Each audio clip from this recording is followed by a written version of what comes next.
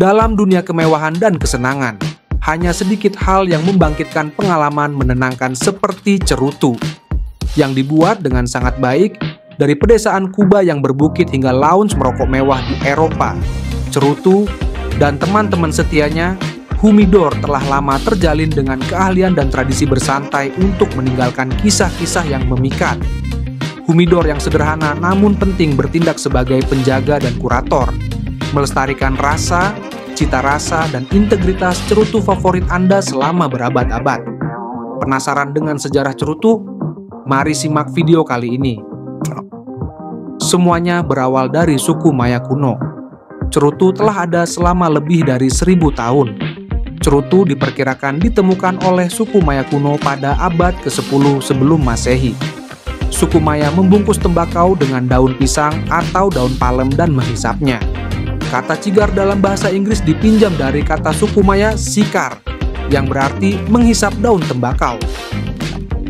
Columbus dan krunya adalah orang barat pertama yang menemukan cerutu. Columbus dan anak buahnya adalah orang barat pertama yang menemukan cerutu. Legenda mengatakan bahwa ketika Columbus mendarat di Bahama pada 12 Oktober 1492, ia menerima beberapa hadiah dari penduduk lokal San Salvador. Di antaranya adalah tombak kayu, buah, dan daun kering yang mengeluarkan aroma yang unik. Karena tidak menyadari nilai daun kering tersebut, ia membuangnya ke laut dan melupakannya. Namun, rasa penasarannya muncul sebulan kemudian ketika 2 orang awak kapalnya, Rodrigo de Jerez dan temannya, mengamati penduduk setempat membuat gulungan tembakau menggunakan daun palem. Lalu mereka menyalakan ujung lainnya dan menghirup asapnya. Rodrigo de Jerez adalah orang Eropa pertama yang merokok cerutu. Seperti yang diharapkan, Rodrigo de Jerez, seorang awak kapal asal Spanyol, segera mengikuti petunjuk penduduk asli, menjadi orang non-pribumi pertama yang tercatat mulai merokok tembakau. Bertahun-tahun kemudian, ia kembali ke kampung halamannya di Ayamonte, Spanyol, membawa kebiasaan barunya itu bersamanya. Sayangnya, keadaan memburuk ketika pemerintah Spanyol mengetahui kebiasaan aneh Jerez. Ia segera dipenjara karena menyuruh orang mengembuskan asap dari mulut mereka. Kebiasaan yang erat kaitannya dengan setanisme. Jadi, selama hampir 1 dekade, perokok Eropa pertama itu menghabiskan waktunya di penjara dengan beberapa orang yang percaya bahwa ia adalah setan. Akan tetapi, meskipun mengalami kemunduran, kebiasaan merokok menyebar ke seluruh Eropa. Catatan sejarah menunjukkan bahwa tembakau masuk ke Prancis pada tahun 1556, Portugal pada tahun 1558, dan Spanyol pada tahun 1559. Inggris baru mulai mengadopsi kebiasaan merokok tembakau sedikit terlambat, yakni pada tahun 1565. Saat Jerez dibebaskan dari penjara, tembakau telah menyebar seperti api di seluruh Eropa. Kekurangan rem cakram, Kuba meletakkan dasar bagi perdagangan cerutu. Dalam sejarahnya, Kuba adalah ibu dari produksi cerutu dan perdagangan tembakau. Kuba mulai memproduksi cerutu pada awal abad ke-16, pada awal pemerintahan Raja Philip II dari Spanyol.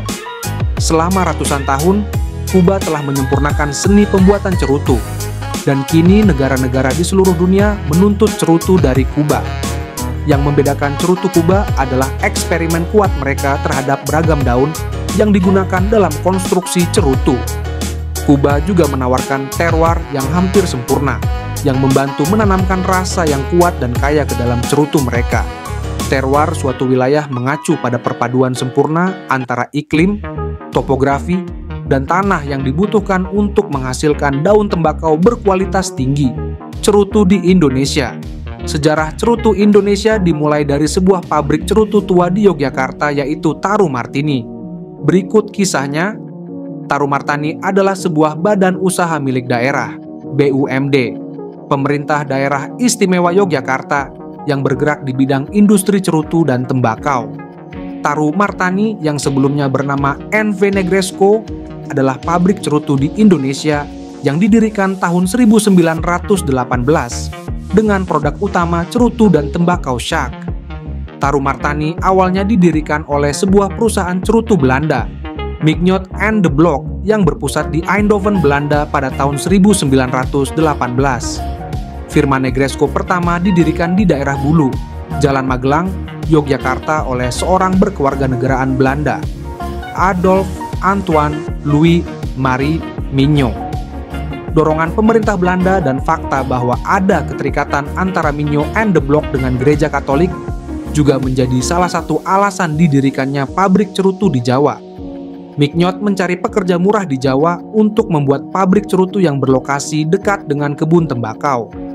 Beberapa pekerja datang dari Belanda untuk memerintahkan para penganut Katolik dari Jawa untuk membuat cerutu. Tahun 1921, Van Negresco mengalami kemajuan dan perkembangan sangat pesat, sehingga perusahaan melakukan ekspansi dan perusahaan berpindah lokasi dari Bulu ke Baciro di Jalan Kompol, BIC Suprapto 2A, Yogyakarta. Begitu juga status yang semula usaha perseorangan diubah menjadi perseroan terbatas, Naam Loze Veno Ocap, dengan nama N. Negresco. Pada tahun 1923, pabrik mengalami kemajuan hingga mempekerjakan 400 pekerja, yang pada saat itu hanya menerima pekerja dari rekomendasi pastor di Yogyakarta. Pada sekitar tahun 1920-an Negresco juga mulai memproduksi rokok, dan ada penambahan pekerja secara signifikan hingga akhirnya pabrik mengalami dampak dari krisis ekonomi global dan harus mengurangi pekerja pada sekitar tahun 1930-an. Taru Martani telah memproduksi 14 jenis cerutu yang sudah dikenal di seluruh dunia, yaitu Cigarillos, Treasure, Extra Cigarillos, Señoritas, Pantela, Slim Pantela, Half Corona, Corona, Super Corona, Grand Corona, Bohème, Royal, Perfecto, Rothschild, Super Rothschild, dan Churchill. Saat ini Taru Martani memproduksi 3 formulasi campuran cerutu, yaitu Natural Cigar, tembakau murni, Flavor Cigar, tembakau dengan saus tacu aroma mint, Amaretto, vanilla, rum, dan hazelnut, dan Mild Cigar, tembakau ringan.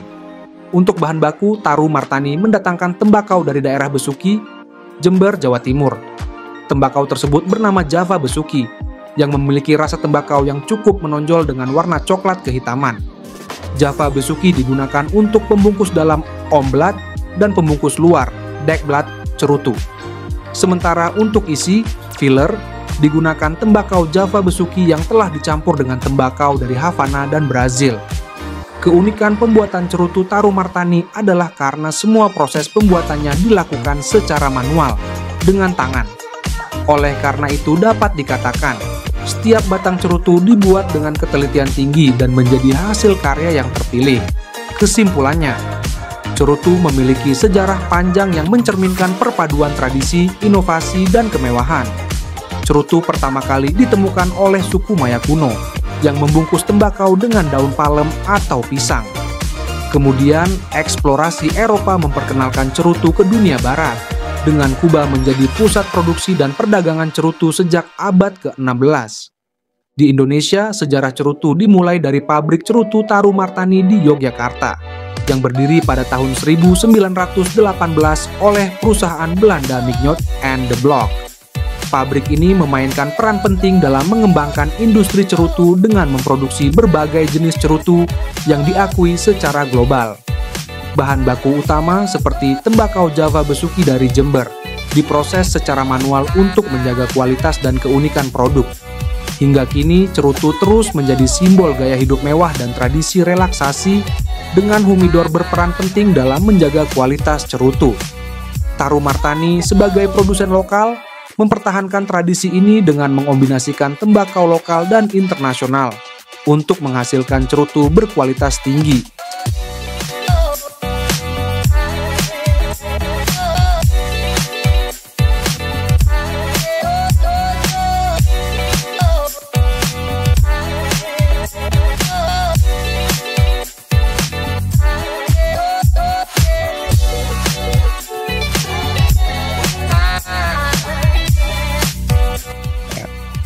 Terima kasih sudah menonton video kali ini.